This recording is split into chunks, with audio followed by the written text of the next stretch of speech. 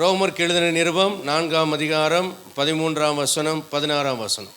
அன்றியும் உலகத்தை சுதந்தரிப்பான் என்கிற வாக்குத்தத்தம் ஆபிரகாமுக்காவது அவன் சந்ததிக்காகவது நியாயப்பிரமாணத்தினால் கிடையாமல் விசுவாசத்தினால் வருகிற நீதியினால் கிடைத்தது. ஆதலால் 16ஆம் வசனம், சுதந்திரமானது கிருபையினால் உண்டாயிருக்கும்படிக்கு அது விசுவாசத்தினாலே வருகிறது. நம்ம எல்லாருக்கும் தகப்பனாகிய ஆபிரகாமுடைய விசுவாசத்தை சார்ந்தவர்களான எல்லா சந்ததியாருக்கும் அந்த வாக்குத்தத்தம் நிச்சயமாக இருக்கும்படிக்கு அப்படி வருகிறது. வாக்குத்தத்தங்கள் நிறைவேற என்ன செய்ய வேண்டும் என்கிற மூன்றாவது காரியத்துக்கு நேராக நாம் கடந்து போகலாம். வாக்குத்தத்தம் நிறைவேறுவதற்கு நன்றாக கவனிங்கள். இங்கே ஆபிரகாமுக்கு ஒரு வாக்குத்தத்தம் கொடுக்கிறார், உலகத்தை சுதந்திரிப்பான் என்கிற வாக்குத்தத்தம். இந்த வாக்குத்தத்தம் ஆபிரகாமோடு முடிந்து விடவில்லை, இந்த வாக்குத்தத்தம் நமக்கும் கொடுக்கப்பட்டிருக்கிறது.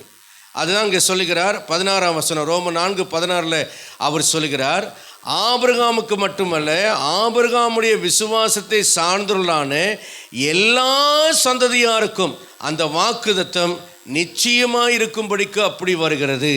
ரைட். இதுக்கு நேர் ஆப்போசிட்டில் நீங்கள் படிச்சிங்கன்னா மத்தேயு 4ஆம் அதிகாரத்தில் 8, 9, 10 வசனத்தில் பார்க்குறோம். தேவன் இயேசு கிறிஸ்துவாக, தேவனுடைய குமாரன் இயேசு கிறிஸ்துவாக இந்த பூமிக்கு வந்த பொழுது அவரை பிசாசு 3 சோதனைகளிலே கொண்டு போகிறான். அதில் 3ஆவது சோதனையில் மலையின் உயர்ந்த மலையில் கொண்டு போய் நிறுத்தி அவரை பார்த்து சொல்லுகிறான், உலகத்தின் சகல மகிமையும் அவருக்கு காண்பிக்கிறான். நல்லா கவனிங்க, உலகத்தின் சகல மகிமையும் காண்பித்து, நீர் என்னை தாழ விழுந்து பணிந்து கொண்டால் இதெல்லாம் உம்முடையதாகும், என்னை ஏற்றுக்கொண்டா என் விருப்பத்தை நிறைவேற்றினான், என்ன உன் தெய்வமாக ஏற்றுக்கொண்டால். ஏன்னா இவர் ஹியூமன் ஃபார்மில் இருக்கிறார். இந்த சீக்ரெட்ஸ் வந்திருப்பது தேவன் என்பது அவனுக்கு தெரியாது, இது சீக்ரெட். ஆனால் இவர் ஸ்திரீயின் வித்து தானா இல்லையா என்று அவனுக்கு இன்னும் டவுட். ஆகவே தான் டெஸ்ட் பண்ணி பார்க்குறான். டெஸ்ட் பண்ணிவிட்டு இவரை கொல்லலாமா வேண்டாமான்னு டெஸ்ட் பண்ணுறதுக்கு தான் இப்போ கல் அப்பமாக்கும்படி சொல்கிறான், தேவாலயத்திலிருந்து குதிக்கும்படி சொல்கிறான். அடுத்தது என்ன செய்கிறான்னா, தன்னை வணங்கும்படி ஆண்டவரை தூண்டி வைக்கிறான். இவன் உண்மையாகவே இவர் தேவனுடைய குமாரன் தானா, ஏவாள் இடத்துல சொன்ன அந்த ஸ்திரீயின் வித்து இவர் தானா அப்படிங்கிறத டெஸ்ட் பண்ணி பார்க்குறான். உங்களுக்கும் சாத்தான் கொடுக்குற டெஸ்ட் எதுக்கு தெரியுமா, சோதனை எதுக்கு தெரியுமா, உண்மையாகவே நீங்கள் தேவனுடைய பிள்ளை தானா இல்லையா அப்படின்னு அவன் டெஸ்ட் பண்ணி பார்க்குறான். தேவனுடைய பிள்ளை என்கிறத டெஸ்ட்டில் நீங்கள் பாஸ் பண்ணிட்டீங்க அப்படின்னா 2 விஷயங்கள் நடக்கும். 1, தேவனால் உங்களுக்கு ஆசீர்வாதம் கிடைக்கும். 3, பிசாசினால் அதிக போராட்டம் வரும். ஆனால் பிசாசினால் எவ்வளோ போராட்டம் வந்தாலும் ஆண்டவர் இயேசு உலகத்தை ஜெயித்தபடினாலே, பிசாசை ஜெயித்தபடினாலே, மரணத்தை பாவத்தை ஜெயித்தபடினாலே நீங்களும் செய்யப்படுவீர்கள். உங்களுடைய இது ஒரு போட்டி மாதிரி. சாத்தான் கொடுக்குற டெம்டேஷன்ஸ், அவன் கொடுக்குற சோதனைகள் எல்லாம் ஒரு போட்டி மாதிரி, ஒரு ஸ்போர்ட்ஸ்மேனுக்கு கொடுக்குற போட்டி மாதிரி. வெற்றி பெற்ற உடனேயே நீங்கள் தேவனாலே முடிசூடப்படுவீர்கள். உங்களுக்குடைய ஆசீர்வாதம் இம்மையிலும் கிடைக்கும், மறுமையிலும் கிடைக்கும். இதுதான் ஸ்பிரிச்சுவல் லைஃப். ஷார்ட் ஃபார்மாக நான் சொன்னால் இதுதான் ஸ்பிரிச்சுவல் லைஃப். புரிஞ்சுட்டிங்களா? ரைட். இப்போ உலகத்தை சுதந்திரிக்கிற ஆசீர்வாதம் எனக்கு கிடைக்குமா என்று கேட்டால் சங்கீதம் 2:8 சொல்கிறார், என்னை கேளும் அப்பொழுது ஜாதிகளை உமக்கு சுதந்திரமாகவும் பூமியின் எல்லைகளை உனக்கு சொந்தமாக கொடுப்பேன். என்ன பாஸ்டர், ஒரு அரை பிளாட்டு கூட வாங்க முடியலன்னா ஏன்னு நினச்சி பாருங்கள். நீங்கள் சரியாக ஆண்டருக்குள்ளே நடந்து சரியாக ஆண்டருக்குள்ளே வாழ்ந்தீங்கன்னா கர்த்தர் உங்களுக்கு இவைகளை தர வல்லவராக இருக்கிறார். அல்லேலூயா.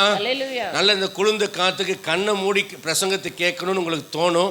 ஆனால் யாரும் கண்ணை மூடி கேட்காதீங்க. ஏன்னா நீங்கள் கண்ணை மூடினா நான் கீழே விழுந்துருவேன். ஆமேன். அதனால் யாரும் கண்ணை மூடாதீங்க. கண்ணை மூடாமல் நல்லா நேராக நிமிர்ந்து உட்கார்ந்து என்ன செய்யணும், இப்போ மேலே உயரத்தில் நின்று வேலை செய்கிறவங்க தூங்குனாங்கன்னு வச்சுக்கொள்ளுங்களேன், அவ்வளோதான், அவங்களுக்கு மறு வாய்ப்பே பிழைக்கிறதுக்கு கிடைக்காது. கீழே விழுந்தா அதோ கதி தான்.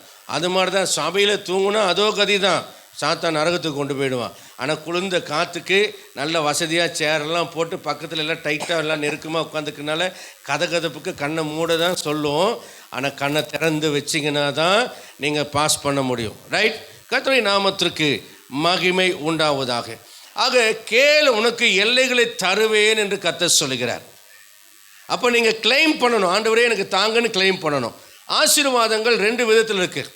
நாம் நிறைய ப்ரீச்சர்ஸ் மெட்டீரியல் பிளெஸிங் மட்டும் பிரசங்கம் பண்ணுறாங்க. அதுக்கு பேர் ப்ராஸ்பரிட்டி காஸ்பல் என்று பெயர்.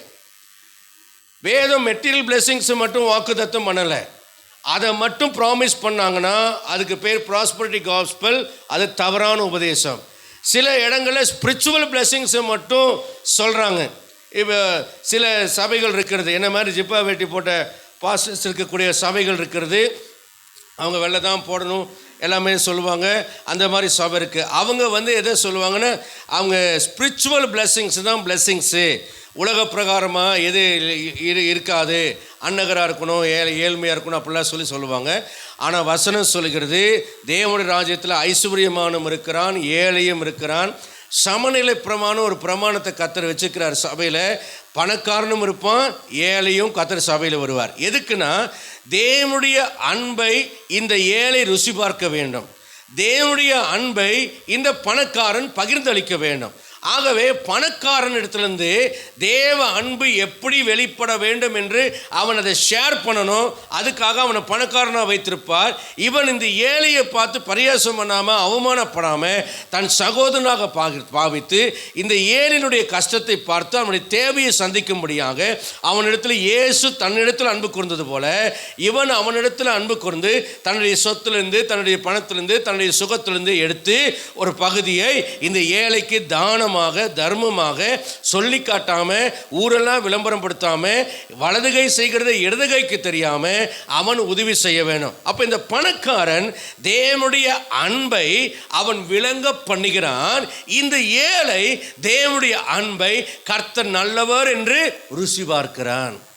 அப்போ சபையில் என்னை ஏன் ஏழையாக வைத்திருக்கிறீர் என்று நீங்கள் கேட்பீர்களானால், நீங்கள் தேவனுடைய அன்பை ருசிக்கும்படியாக உங்களை ஏழையாக வைத்திருக்கிறார். என்னை ஏனப்பா பணக்காரனாக வைத்திருக்கிறேன், நான் ஆடிக்கார் வாங்க வேண்டுமா, அடுத்தது BMW வாங்க வேண்டுமா, அடுத்தது டெஸ்லா வாங்க வேண்டுமா அப்படிங்கிறதுக்காக உங்களை பணக்காரனாக வைக்கவில்லை. உன்னுடைய ஆஸ்தி ஐஸ்வர்யத்தை எடுத்து தேவ அன்பை விளங்க பண்ணும்படியாக பகிர்ந்தளி. என் பேரனுக்கு வேணும், என் மகனுக்கு வேணும், என் பேரனுக்கு வேணும், அப்புறம் என் பேரனோட பேரனுக்கு வேணும், அப்புறம் என் கொள்ளு பேரனுக்கு வேணும், அந்த பேரனுக்கு வேணும் என்பதற்காக கர்த்தரனுக்கு ஆசீர்வாதத்தை தரவில்லை. ரைட்? புரிஞ்சிச்சா உங்களுக்கு? புரிஞ்சிச்சா? இங்கே தான் ஒரு இடையூறு வரும். உங்களுக்கு ஸ்பீட் பிரேக் போட்ட மாதிரி டக்குன்னு அப்படின்னு தோணும். நான் சேர்த்ததெல்லாம் யாருக்கு? செத்ததுக்கு அப்புறம் யாரோ எடுக்க போகிறாங்க. சில பேரெல்லாம் பாருங்கள், நகை பணம் சொத்து பூட்டி வச்சுக்கிட்டு அழகு பார்த்துக்கிட்டு அடுத்த வீட்டில் ஓசி சோறு திம்பாங்களே தவிர அதுக்கு கூட காசு தர மாட்டாங்க. சில பேர் எனக்கு ஒரு வேளை சோறு போட்டு நான் 100 ரூபா கணக்கு கரெக்டாக வச்சுக்குவோம். ஆனால் என்னுடைய எக்ஸ்ட்ரா ஆஸ்திகளை நான் உனக்கு ஷேர் பண்ண மாட்டேன். நான் கஞ்சத்தனமாக தான் இருப்பேன். என் சொத்து பட்டியை பூட்டி வச்சுக்குவேன். சாகும்போது நீ எங்கே போக போகிற, என்னத்தை கொண்டு போக போகிற? வசனம் சொல்லுகிறது, பரலோகத்தில் உங்களுக்கு ஒரு ரிச் வெல்கம் இருக்கணுமா, நீங்கள் என்ன செய்யுங்க, உங்கள் ஆஸ்திகளை எல்லாம் எடுத்து ஏழைகளுக்கு, ஊழியங்களுக்கு தான தர்மம் பண்ணுங்கள். உங்களுக்கு ஊழியக்காரனை கொடுக்கறது ஒரு வேளை உங்களுக்கு ஏமாற்றி பிடிங்கிறான் அப்படிங்கிற மாதிரி தோணுச்சுன்னா நான் சொல்கிறேன், அனாத ஆசிரமத்துக்கு போங்க, பெரிய ஆஸ்பத்திரிகளுக்கு போங்க, எய்ட்ஸ் பேஷண்ட் இருக்கிற இடத்துக்கு போங்க, கேன்சர் பேஷண்ட் இருக்கிற இடத்துக்கு போங்க. எத்தனை அனாதை குழந்தைகள் இருக்கிறார்கள், எத்தனை அனாதை ஆசிரமங்கள் இருக்கிறது, எத்தனை பெரிய ஆஸ்பத்திரிகள் இருக்கிறது, எத்தனையோ வட இந்திய ஊழியங்கள் இருக்கிறது, எத்தனையோ மிஷனரி ஊழியங்கள் இருக்கிறது. அவைகளுக்கு உங்கள் சொத்துக்களை எடுத்து கொடுத்து செலவழித்து பரலோக ராஜ்யத்தில் பொக்கிஷத்தை சேர்த்துக் கொள்ளுங்கள். நீங்கள் மரிக்கும் போது ஒன்றையும் உங்கள் கைகளில் கொண்டு போவதில்லை. நீங்கள் செய்கிற தான தர்மங்கள் தான் உங்களோடு கூட வரும். நான் யாருக்கிட்டையும் நான் அன்பு செலுத்த மாட்டேன், யாருக்கும் கொடுக்க மாட்டேன். ஆனால் எல்லாரும் என்ன செய்யணும், என்ன நேசிக்கணும். ஆனால் நான் யாரையும் செய்ய மாட்டேன். உங்கள் வீட்டில் நல்லா மட்டன் பிரியாணி நான் சாப்பிடுவேன். ஆனால் நான் யாருக்கும் ஒரு டைம் தண்ணி கூட என்ன செய்ய மாட்டேன், தரமாட்டேன். உங்கள் வீட்டில் 10 நாள் தங்குவேன். ஆனால் எங்கிட்டேருந்து 10 ரூபாய் எடுத்து செலவு பண்ண மாட்டேன். இது என்ன ஒரு மனநிலை? நன்றாய் கவனிங்கள். வேதம் சொல்றது, ஐஸ்வர்யம் உள்ள வாலிபன் சொன்னா, ஆண்டவரே நீ எங்கே போனாலும் பின்பற்றி வருவேன் அப்படின்னா கட்டளையெல்லாம் எல்லாம் கைக்கொள்கிறேன், எல்லாம் கரெக்டாக கீப்பப் பண்ணிட்டு இருக்கேன். அப்படின்னா ஒன்று செய், உனக்குள்ளதெல்லாம் விட்டு தரித்திர கொண்டே கொடு, அதன் பின்பு என்னை பின்பற்றி வான். அவன் மிகுந்த ஆஸ்திக்காரனாக இருந்தபடினால அவன் இருதயத்தில் வேதனைப்பட்டுட்டு இதுக்கப்புறம் உன் பிரசங்கம் வேண்டாம், நீயும் வேண்டான்னு போயிட்டான். இன்னைக்கு நிறைய பேருடைய வாழ்க்கை எப்படி இருக்கிறது என்றால் இவ்வண்ணமாகத்தான் இருக்கிறது. என் தாயாரை, என் தகப்பனாரை நான் பார்த்துக்கிறேன். தற்சமயம் கூட என் வீட்டு டிரைவர் சொன்னான், அண்ணா தீபாவளிக்கு சில பேர் வந்தாங்கண்ணா, காசு அள்ளி கொடுக்குறாருண்ணா, அதுக்குன்னே 1 லட்ச ரூபா எடுத்துகிட்டு வர சொன்னார். 1 லட்ச ரூபா எடுத்துகிட்டு வந்து வச்சேண்ணா, 1 லட்ச ரூபா தீபாவளி முடிவுக்குள்ளே காலிண்ணா. என்னடா அவ்வளோ செலவு பண்ணாங்களான்னு கேட்டேன். இல்லைண்ணா அப்பாட்ட சொன்னார். எதுக்கு சார்னு கேட்டேன். இல்லைப்பா, நம்மளை நம்பியே சில பேர் இருக்காங்க, அவங்க நான் தருவேன்னு நம்பி வருவாங்க, இவங்க கொண்டு போனால் தான் அவங்க குழந்தை குட்டிகளுக்கு இப்போ தீபாவளி, அதனால் அப்படி கொடுத்து பழக்கிட்டேன், அவங்களும் அதையே எதிர்பார்த்துட்டாங்க. இப்போ நான் இல்லைன்னு நான் சொன்னேன்னா அவங்க சோர்ந்து போயிடுவாங்கப்பா. நமக்கு கஷ்டம்தான், பரவாயில்ல, ஆனால் அவங்க சந்தோஷமாக இருக்கிறாங்கல்ல, நம்மளால் இருக்கிற வரைக்கும் 4 பேர் சந்தோஷமாக இருக்கட்டும் அப்படின்னு பணத்தை எடுத்துகிட்டு வந்து வச்சு எல்லாத்தையும் கொடுத்தாருன்னு சொன்னாங்க. எத்தனையோ ஊழியர்களுக்கு என்னை தவிர மற்றவங்களுக்கெல்லாம் நிறையா செய்திருக்கிறாங்க. நான் போய் என்ன நிற்கிறது இல்லை, கேட்குறது இல்லை, அதனால் என்னமோ எனக்கு கிடைக்கல. ஆனால் எனக்கு ஒரு கர்வம், நான் யார், தேவனுடைய பிள்ளை, அதனால் அவர்கிட்ட தான் கேட்பேங்கிற ஒரு கர்வம். அதனால் நான் வந்து யார்கிட்டையும் பெருசாக போய் என் தேவைகளை சொல்லுவதில்லை. என்ன சொல்ல வரேன்னா, என் பெற்றோர் எனக்கு ஒரு முன்மாதிரியான ஒரு வாழ்க்கை காண்பித்தார். இங்கே ப்ரீச் பண்ணுற நான் இதை கை கொள்ளாமல் பிரசங்கம் பண்ணலை, நான் கை கொண்டு தான் பிரசங்கம் பண்ணுறேன். உங்கள் எல்லாத்துக்கும் தெரியும், திரும்ப திரும்ப என் சுய புராணத்தையும் சுய புகழை பாட நான் விரும்பலை. மகிமையெல்லாம் தேவனுக்கு. என்ன சொல்ல வருகிறேன்னு புரிந்து கொள்ளுங்கள். உங்களுக்காக அல்ல, தேவனுக்காக நீங்கள் ஐஸ்வர்யமுள்ளவராக இருக்க கற்றுக்கொள்ளுங்கள். ரைட்.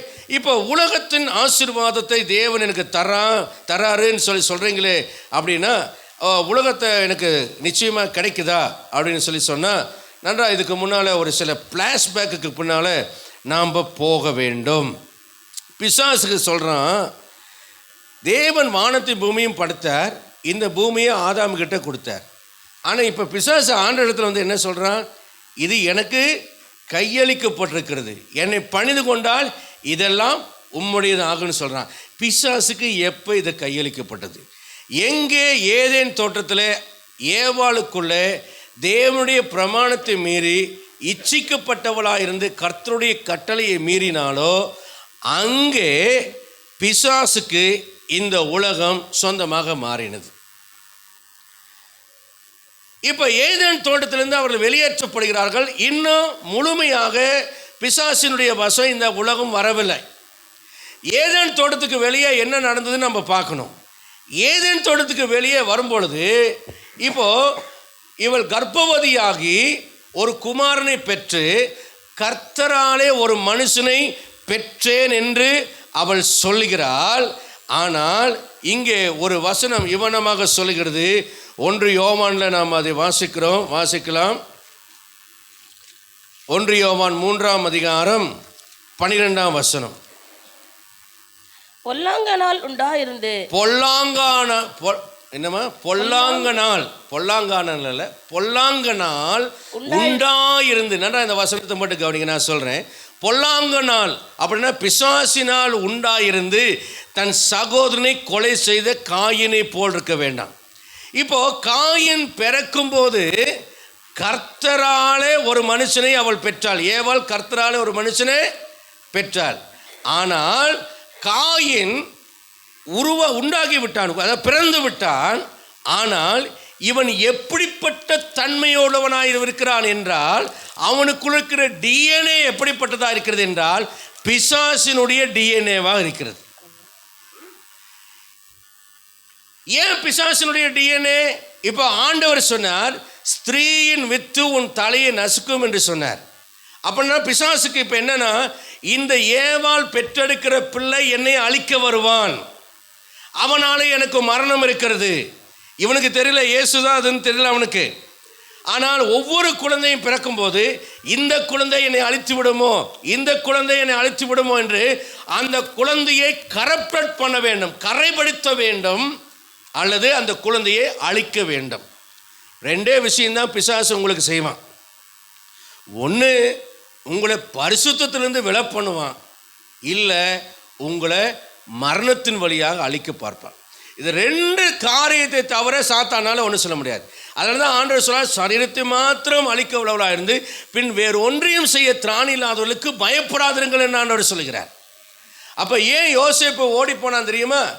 யோசேப்பு கூட செக்ஸுவல் பிளஸஸ் வேணும் என்பதற்காக போத்திபார் மனைவி யோசேப்பை பிடித்து வைக்கல. அவ யோசேப்புக்குள்ள தேவனுடைய பரிசுத்த வித்தாகிய டிஎன்ஏ இருக்கு.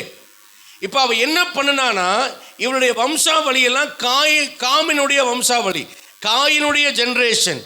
இவள் ஒரு பரிசுத்த புருஷனாகிய தேவபுத்திரனாக இருக்கிற யோசேப்பினுடைய டிஎன்ஏ மூலியமாக ஒரு குழந்தையை பெற்றுக்கொள்ள விரும்பினால், அதன் மூலியமாக உலகை அடிமைப்படுத்தும் அந்தி கிறிஸ்துவை அவள் உருவாக்க பிசாசு அவளுக்குள்ள தூண்டினபடினால்தான் யோசேப்பை கரைப்படுத்தும் ஐடியாவையும், யோசேப்பினால் ஒரு பிள்ளையை பெற்றெடுத்து விட்டால் அடுத்தது யோசேப்பை நம்பி வருகிற அத்தனை குடும்பத்தாரையும் கரைப்படுத்துவது ஈஸி.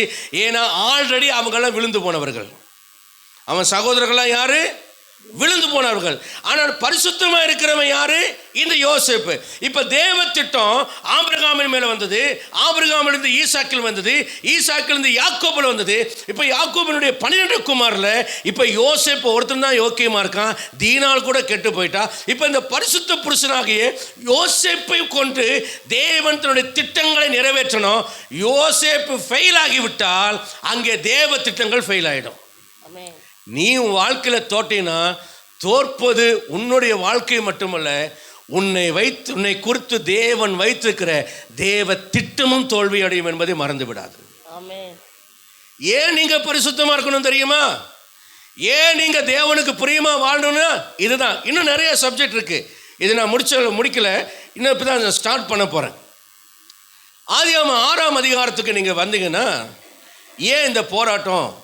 காயின் ஏன் பொல்லாங்கனால உண்டானா, காயினுடைய வம்சாவளியில் நீங்கள் பார்த்தீங்கன்னா 2 வம்சாவளி இருக்கும். ஒன்று காயினுடைய வம்சாவளி, ஆபேலை அவன் மர்டர் பண்ணிட்டான், அவன் தேவ வித்தா இருந்தான், அவனை கொலை செய்ய வச்சுட்டான் பிசாசு. தெரிஞ்சு போச்சு. காயின் மாதிரி ஆபேலு என் வார்த்தைக்கு கீழ்ப்படிடுவேன் இல்லைன்னு யாருக்கு தெரியும்? பிசாசு தெரிஞ்சிச்சு. அதனால் காயின் மூலியமாக ஆபேலை கொன்று விட்டான். இப்போ தேவ வித்து போயிடுச்சு. இப்போ மறுபடியும் சேத்து பிறக்கிறான். சேத்தின் மூலியமாக ஒரு தேவ சந்ததி ஒரு பக்கம் உருவாகிட்டே வருது. இந்த பக்கம் காயின் மூலியமாக பிசாசின் சந்ததி ஒரு பக்கம் உருவாகிட்டே வருது. இந்த காலகட்டத்தில் சாத்தான் தன்னுடைய ராஜ்யத்தை இந்த பூமியில் உருவாக்குவதற்காக, தேவ திட்டங்களை சீர்குலைப்பதற்காக அவன் என்ன செய்கிறான் என்றால், தேவபுத்திரர் என்று அழைக்கப்படுகிற தன்னோடு விழுந்து போன தூதர்கள் இருக்கிறாங்க இல்லையா, அந்த தூதர்களை அவன் மனுஷ குமார்த்திகளிடத்திலே பெண் தெரிந்து கொள்ள வைத்து அவர்கள் மூலியமாக குழந்தைகளை பெற வைக்கிறான். இவங்களுக்கு பேர் நெபுலிஸ் என்று பெயர், அப்படின்னா ராட்சசர்கள் என்று பெயர். இந்த பூமியில் ராட்சசர்கள் இருந்தார்கள். ஆதியாகமம் 6ஆம் அதிகாரத்தில் 2ஆம் வசனம் சொல்கிறது, தேவகுமாரர் மனுஷகுமார்த்திகளோடு கூடினதுனாலே இவர்கள் அவர்களை பிள்ளைகளை பெற்றபோது இவர்களும் பூர்வத்தில் பேர் பெற்ற மனுஷராகிய பலவான்கள் ஆனார்கள். அந்நாட்களிலே பூமியிலே ராட்சசர்கள் இருந்தார்கள் என்று எழுதப்பட்டிருக்கு. இப்போ இந்த ராட்சச சந்ததி இப்போ விழுந்து போன தேவதூதனுக்கும் காயினுடைய பிள்ளைகளாய் மகளிராய் இருக்கக்கூடிய பெண்களுக்கும் பிறந்த இந்த ராட்சச சந்ததியின் மூலியமாக ஸ்திரீயின் வித்து கரைப்படுத்த பிசாசு பார்த்தான். ஆனால் அங்கே சேத்து மூலியமாக கர்த்தர் ஒரு சந்ததியை பாதுகாத்துட்டு வந்தார். இப்போ இந்த சேத்தின் குமாரர்கள் என்ன பண்ணினாங்கன்னு கேட்டால், அவர்களும் மனுஷகுமார்த்திகளிடத்தில் அவங்க என்ன பண்ணாங்கன்னா பெண்களை தெரிந்து கொண்டார்கள். இப்போ தேவனுடைய பரிசுத்த வித்து காயினுடைய வம்சாவளியில் வருகிறதான இந்த ராட்சச சந்ததி இருக்கிற வித்தோடு கூட மிக்ஸ் ஆனதுனால பரிசுத்த வித்தா இருக்கிற சேத்தின் வித்தும் கரப்ஷன் ஆக ஆரம்பிச்சிச்சு. இப்போ கரப்ஷன் ஆன இந்த டிஎன்ஏவை கர்த்தர் திருத்த பார்த்தார். அந்த சமயத்தில் தான் ஒரிஜினலான ஆதாமை படைக்கும் போது என்ன டிஎன்ஏவோட ஆதாமை கர்த்தர் படைத்தாரோ அதே சேம் டிஎன்ஏ மரபணுவை உடைய குணலட்சணங்களை உடைய தேவனுக்கு பயந்து பொல்லாப்பை விட்டு விலகி நீதிமானாக இருந்து கர்த்தரையே தெய்வமாக ஏற்றுக்கொண்டு கர்த்தருடைய திட்டங்களுக்கு உட்படுத்தின நோவா என்கின்ற ஒரு தேவ மனிதனை கர்த்தர் கண்டுபிடித்தார். அல்லேலூயா. இப்போ ஆண்டவர் சேத்தின் சந்ததியில் மிச்சமான ஒரே வித்து இப்போ இங்கே யாருன்னு கேட்டால் நோவா. இப்போ இந்த நோவாவை வைத்து தான் மறுபடியும் ஒரு ரீஜெனரேஷனை ஆண்டவர் என்ன பண்ணணும்? கிரியேட் பண்ணணும். மறுபடியும் ஒரு தேவ பக்தியில் சந்ததி கிரியேட் பண்ணணும். ஏன் நோவா காலத்தில் கர்த்தர் பெருவெள்ளத்தை அனுப்பினார் என்பதற்கு விளக்கம் இதுதான். தேவதூதர்கள் விழுந்த, இதுக்கு ஆதாரம் இருக்கா பைபிளில் அப்படின்னா யூதா ஒரே அதிகாரம் தான் இருக்குது. வெளிப்படுத்துகிற விசேஷத்துக்கு முன்னாடி யூதா அந்த புத்தகத்தை திருப்பிக் கொள்ளுங்க. அதில் 7-8 வசனங்களை படிங்க. யூதா. அப்படியே சோதோம் கொமாரா பட்டணங்களும் அவர்களை சூழ்ந்த 6 படியுமா? தங்களுடைய ஆதி மேன்மையை காத்துக்கொள்ளாமல், தேவதூதர்கள் பாவம் செய்தபடி தங்களுடைய ஆதி மேன்மையை காத்துக்கொள்ளாமல் தங்களுக்குரிய வாசலத்தை விட்டுவிட்ட தூதர்களையும் மகா நாளின் நியாய தீர்ப்புக்கென்று நித்திய சங்கிலினாலே கட்டி அந்தகாரத்திலே அடைத்து வைத்திருக்கிறார்.